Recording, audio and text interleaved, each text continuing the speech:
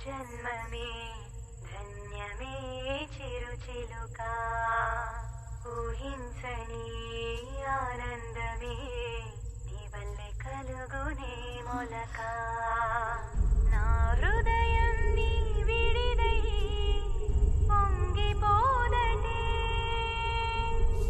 పగలు కూడా వెన్నెలలాగా మారిపోదటే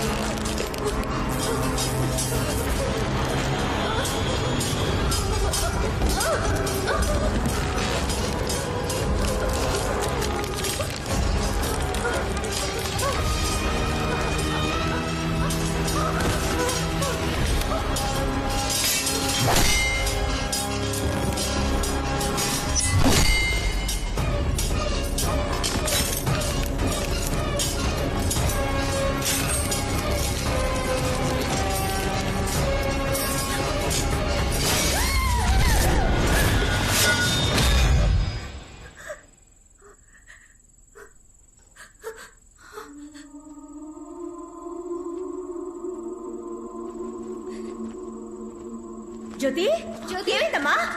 అయ్యో జ్యోతి, నువ్వెందుకమ్మా ఈ రూమ్ వచ్చావు? జాగ్రత్త, మేమెవరూ ఈ రూమ్ లోకి రాము. నువ్వెందుకమ్మా వచ్చావు? దెబ్బేం తగలలేదుగా? ఏమైంది జ్యోతి? నీకు ఇక్కడేం పని? అమ్మ వాయిస్ విన్నాను. ఏంటి వాగుతున్నావు? ఆగలేదు. ఈ టేప్ రికార్డర్ నుంచి అమ్మ వాయిస్ పారేస్తాను అవతలకి. ఇలాంటి పనులు చేయడం వల్లే నువ్వు ఇక్కడ ఉండడం నాకు అస్సలు ఇష్టం లేదు. ఇక్కడి నుంచి పో బయటికి. ఏంట్రా తనే ఏదో చూసి భయపడుతోంది. దానికి సపోర్ట్ చేసి ఎవరు మాట్లాడినా వాళ్ళు కూడా బయటికి వెళ్ళిపోవచ్చు. పో బయటికి, బయటికి పో.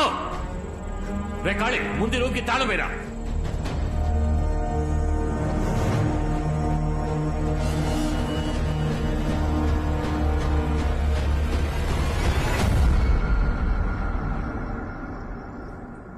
జ్యోతమ్మా, ఏడవకమ్మా. నీకు మీ నాన్న సంగతి తెలిసిందే కదా. ఎందుకత్తయ్య, మా నాన్నకి నా మీద మాత్రం ఎందుకింత ద్వేషం? అయ్యో, అది ద్వేషం కాదమ్మా. వాడికి మీ అమ్మ మీద ఉన్న ఆశ. 24 ఏళ్ల క్రితం మన ఊరి వైద్యులు, అదే మన శివాలయం పూజారి, వాళ్ళ అబ్బాయి పెళ్లికి ఊరు జమీందారు కాబట్టి పెళ్లి పెద్దగా మీ నాన్న వెళ్ళాడు. మాంగళ్యం మీ చేత్తో తీసి ఉన్నాయి. మాంగళ్యం ఇవ్వాల్సిన చేతులతో తన అందానికి మైమర్చిపోయి తన మెళ్ళో తాళి కట్టేశాడు. అయ్యా, మీరేం చేస్తున్నారు? అయ్యా, ఏంటిది? ఎంత పని చేశారయ్యా? నేను ఆశపడి పిల్లని అడుగుదాం అనుకున్నప్పుడు మీరు ఈ పెళ్లి నిర్ణయించారు. ఏం దిగులు పడకండి, నేను తన్ని మహారాణిలా చూసుకుంటాను. అన్న మాట ప్రకారం తన్ని మహారాణిలా చూసుకున్నాడు. ఒంటి మీద కనీసం ఒక ఈగను కూడా పడనివ్వలేదు. అంతెందుకు, ఒకరోజు అందరి కళ్ళు కప్పి మీ అమ్మని లేపుకెళ్ళిపోవడానికి ఆ పూజారి కొడుకొచ్చేశాడు. కోపంలో మీ నాన్న వాడిని చితకబాది వాడికి స్పృహ లేకుండా చేసేశాడు.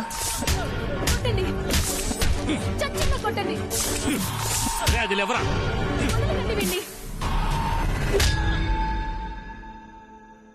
ఎంతో ఆశగా పెళ్లి చేసుకున్నాడు గనక ప్రసవంలో నువ్వు పుట్టగానే తను చనిపోయేసరికి మీ నాన్న తట్టుకోలేకపోయాడమ్మా. తనతో పాటు నన్ను పూర్తి చేయండి రా. అంతఃపురం వారసురాలు యువరాణి కోసమైనా మీరు ధైర్యంగా ఉండాలి కదా. ఆ పిల్ల గురించి మాట్లాడకండి, దానివల్లే నా ఈశ్వరు నాకు దూరం అయిపోయింది. తన మీద పెంచుకున్న ప్రేమ నీ మీద కోపంగా మారిపోయింది. కొద్ది రోజుల్లో మావయ్య గారి మనసు మారిపోతుంది జ్యోతి. నువ్వు దిగులు పడకుండా నిద్రపో, సరేనా?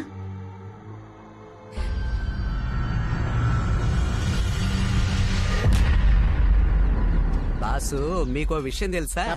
ఈ అంతఃపురం కట్టేటప్పుడు మా తాతకి తాతే ఇక్కడ మేస్త్రిగా పనిచేశాడు. బుద్ధి లేనేదవా, కాంపౌండ్ వాళ్ళు ఇంత పెద్దదిగా కడతాడా? రేయ్, ఏంట్రా ఇసిరేసిన బ్యాగ్ కనపడడం లేదు? బాస్ 10 కేజీల బంగారం బాస్. ఏదో కష్టపడి సంపాదించిన వాళ్ళు అంత ఎమోషన్ అయిపోతున్నా, ముందు బ్యాగ్ ఎతకరా. రేయ్, మీరు ఇక్కడేం చేస్తున్నారా? అన్నా, నేను ఇక్కడ పెట్టిన బ్యాగ్ కనపడడం లేదన్నా. దాన్ని టిక్ టాక్ సరళకు తీసుకెళ్ళింది. అదెందుకు అడుగుతున్నా? పోయిందా? ఓరి దొంగ మహాలారా, ఎవరు లేనప్పుడు అంతపురంలో దొంగతనానికి వచ్చారా? అయితే ఎవరు లేరన్నా. రండి, మీ పని చెప్తాను. అన్నా, నీకు కావాలంటే గుండు కొబ్బరి నూనె కొనిస్తానన్నా. నన్ను వదిలేయన్నా. అంతా ఆ కాలంలో చేసిన వైరింగ్ బాబు. ఎప్పుడు ఎవరికి షాక్ కొడుతుందో అని భయంగా ఉంది. కొంచెం జాగ్రత్తగా చూసి చేయమ్మా. అలాగే మేడం, నేను చూసుకుంటా. తమ్ముడు ప్లంబర్ చెప్పినట్టు 5 రోజుల్లో పని పూర్తి చేస్తావుగా? అయ్యో, వాళ్ళ తాత ముత్తాతలే మన బంగ్లాలో పనిచేశారు, వాళ్ళకి తెలియదా? ఒక ఎలక్ట్రీషియన్ బాడీని ఎంత ఫిట్ గా మెయింటైన్ చేస్తున్నాడో చూడండి. మీరు ఉన్నారు పప్పు సుద్దలాగా. పప్పు సుద్దా? ఏమా, ఎవరైనా కొట్టారా? నీ ఒళ్ళంతా వాచిపోయి ఉంది. Excise sir. ఇవన్నీ ఒరిజినలా? ఒకసారి నొక్కి చూడండి మేడం. షాక్ కొడుతుంది, షాక్ కొడుతుంది. వాడు నొక్కు అన్నప్పుడు కూడా నేనేం ఫీల్ అవ్వలేదు, కానీ దానికి నువ్వు రియాక్షన్ ఇచ్చావు చూడు, దానికి నా గుండె పీసులైపోయింది. నడవండి. పెట్టుకుని ఎస్కేప్ అవ్వాలా? చొక్కా వదిలే బావా, ఆ బాక్స్ లేవు. రాఘవతో వచ్చారా? పోరా. ఈ బోడుగుంటోడికి బుర్ర లేదు, బొచ్చు లేదు, ఈజీగా మోసం చేసి పారేయచ్చు. ఏవయ్యా అభిషేక్, వాట అంటే సలూన్ వైపు తొంగి చూడవా?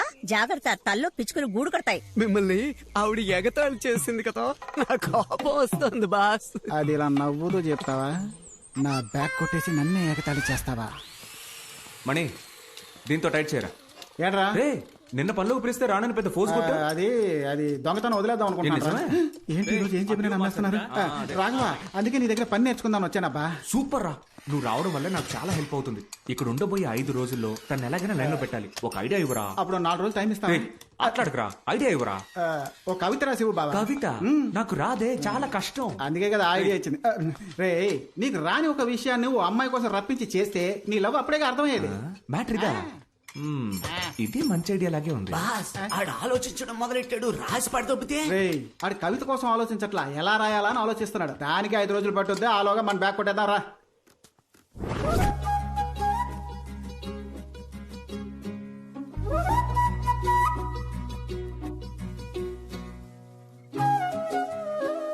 ఏ రాఘవా, ఏంటిలా వచ్చావు?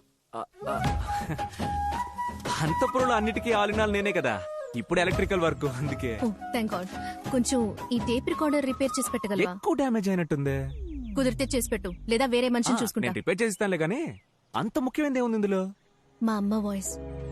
నేను పుట్టిన తర్వాత మా అమ్మని చూడలేదు, దీని ద్వారానే ఆవిడ వాయిస్ వింటున్నా. ఓ, అదా విషయం. సరే ఇవ్వు జ్యోతి, నేను రిపేర్ చేస్తాను. థ్యాంక్స్. ఉండి ప్యాక్ చేస్తా.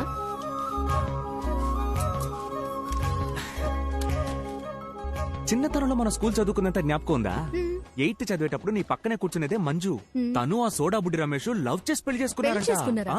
10th అప్పుడు నీతో పాటు చదివిందే ఉమా, తను నా ఫ్రెండ్ బాలు కూడా లవ్ మ్యారేజ్ అంట. లేదే, ఉమా ఎవరో దేవరాజుని పెళ్లి చేసుకుని యూకేలో సెటిల్ అయింది, FB లో పెట్టింది. ఉమా విడిగా లవ్ మ్యారేజ్, నా ఫ్రెండ్ బాలు విడిగా లవ్ మ్యారేజ్. ఈ మ్యాటరే కన్వే చేయాలని నీతో ఏదో మాట్లాడాలనిపిస్తోంది, కానీ ఏం మాట్లాడాలో తెలియట్లా. సరే ఇదిగో, జాగ్రత్తగా రిపేర్ చేయి ప్లీజ్. నేను లైన్ లో పెడతానన్న నమ్మకం వచ్చేసింది. ఏంటి? దీన్ని రిపేర్ చేస్తాను అన్నా. పిలిచావా? లేదే. పిలిచావా అనుకున్నా. సరే పర్లా, నేను నాతోనే మాట్లాడుకుంటా.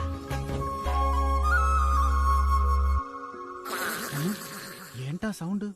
అన్నపోతే ఏదైనా ఈంతుందా ఏంటి? ముక్కులో ఉన్న వెంట్రుకంత బాడీయే ఉంది వీడికి, వీడు ముక్కుతో గురకెడతాడు. రేయ్ లేరా, రేయ్ లేవరా, లేవరా.